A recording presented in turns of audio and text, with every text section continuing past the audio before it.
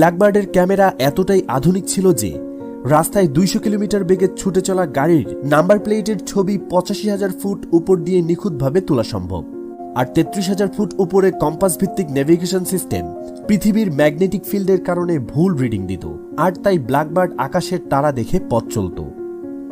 SR71 এর বডির 85% titanium ধাতুতে তৈরি, ফলে এটি নির্মাণের সময় যোগানের চেয়ে প্রচুর চাহিদার সৃষ্টি হয়। তখনকার সময়ে মহামূল্যবান টাইটানিয়াম ধাতুর একমাত্র রপ্তানিকারক দেশ ছিল সোভিয়েত ইউনিয়ন। যেহেতু ব্ল্যাকবার্ড একটি গোপনীয় প্রজেক্ট, তাই এত বিপুল পরিমাণে টাইটানিয়াম কিনতে গেলে সন্দেহ পোষণ করবে সোভিয়েতের জাদ্রেল গোয়েন্দা সংস্থা কেজিবি। তাই কেজিবির চোখ ফাঁকি দিয়ে মার্কিন গোয়েন্দা সংস্থা সিআইএ দেশে বিদেশে অনেকগুলো ভুয়া কোম্পানি তৈরি করে, আর ভুয়া এসব কোম্পানিকে সামনে রেখে বিপুল পরিমাণে টাইটানিয়াম আমদানি করে আমেরিকানরা।